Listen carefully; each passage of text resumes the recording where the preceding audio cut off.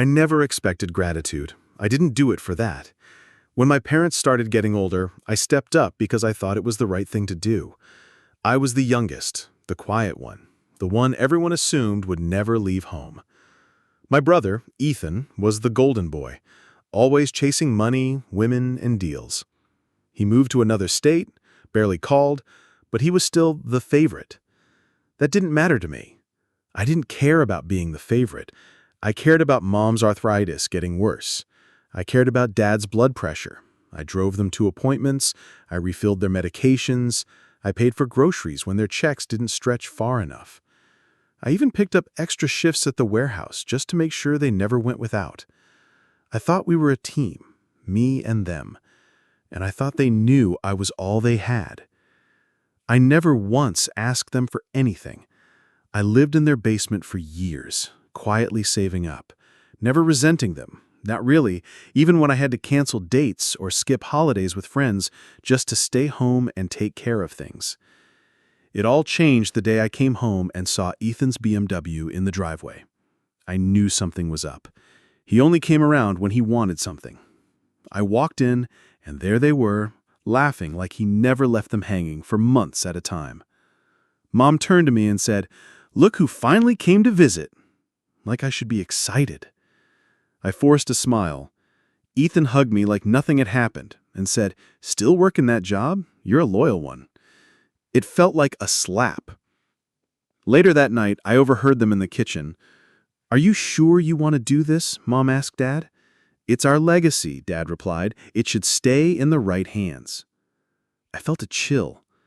I didn't know what they meant at the time, but it sat in my gut like a weight.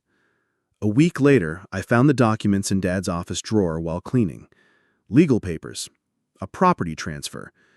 Their house, the one I kept running for them, the one I'd paid utilities on, fixed leaks in, even painted last summer, was now in Ethan's name.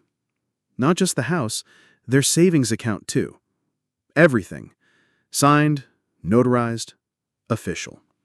I stared at the page until my hands started shaking. I didn't confront them, not right away. I waited. I needed to be sure. Maybe there was some explanation. Maybe I was wrong. But a few days later, I heard them talking again, this time with Ethan on speakerphone. "Just don't tell him yet," he said. "He'll understand eventually. He's not really a money person." Mom laughed. "He's simple. He doesn't ask for much." Dad added, "And he'll be fine. He's got a good heart." I walked away before I exploded. That night, I sat in the dark in the basement and replayed every single moment from the last 5 years. The errands, the money, the missed opportunities, the loneliness. And then I made a decision. I stopped cooking for them. I stopped doing their errands. I moved out 3 days later. I didn't say goodbye. I left my key on the kitchen counter and turned off my phone for a week. I thought that would be enough. But it wasn't. Not even close. A week went by. I finally unblocked my phone, mostly out of curiosity. 3 missed calls from Mom, 1 voicemail. I hesitated, then hit play.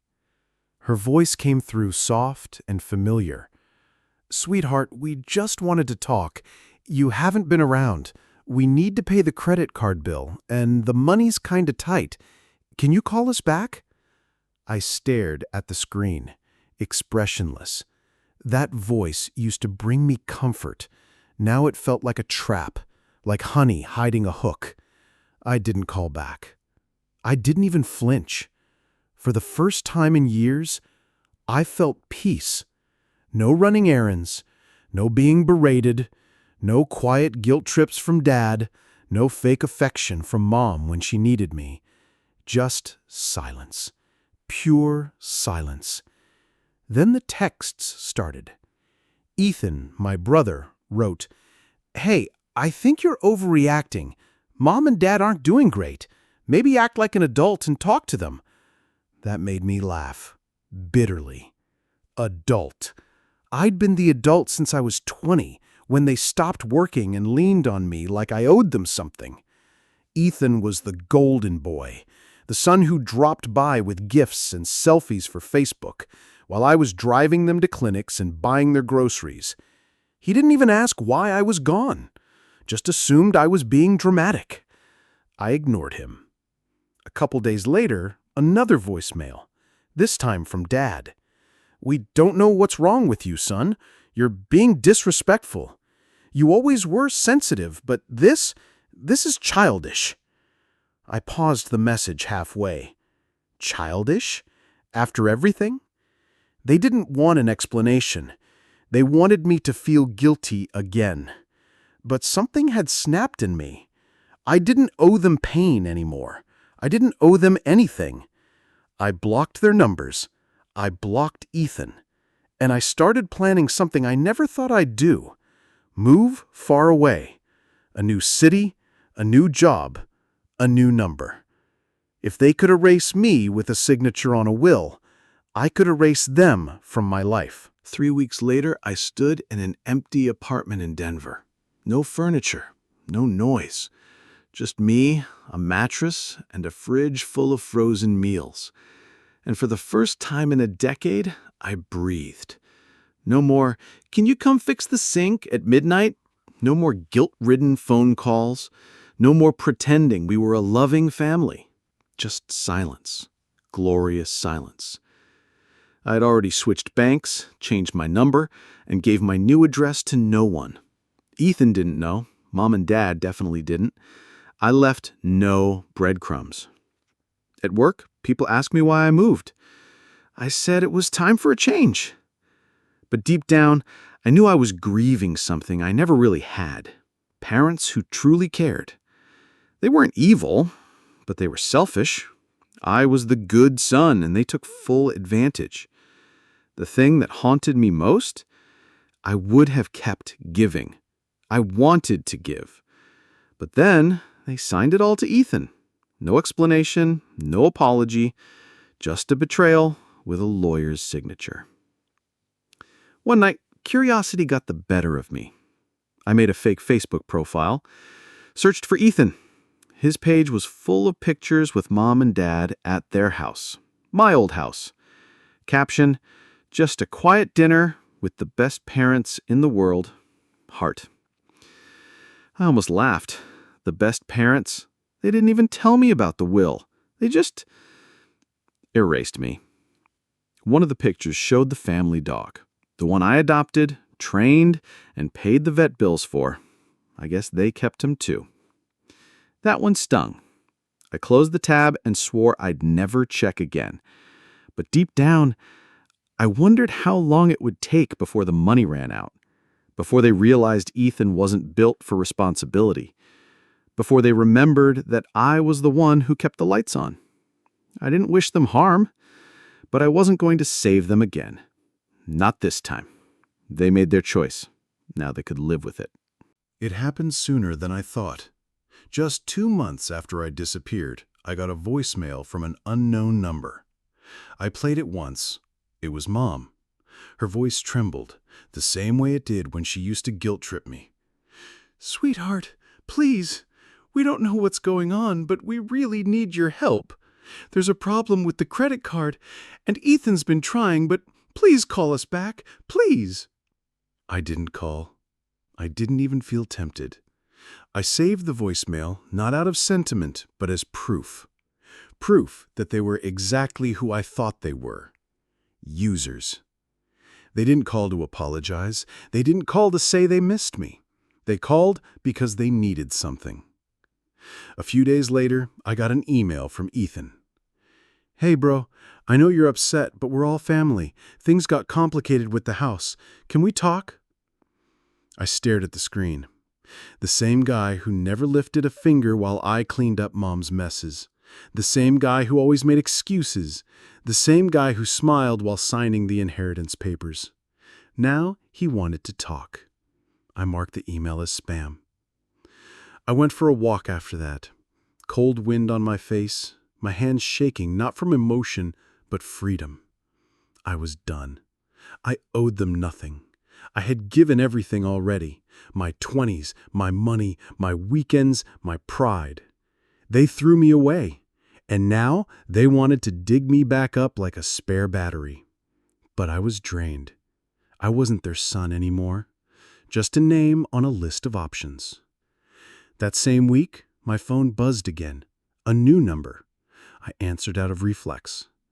"Mark, it's Dad." I froze. I hadn't heard his voice since the reading of the will. "We're struggling, son. Ethan's got his hands full. Your mother's not well. We thought maybe you could help, just for a while."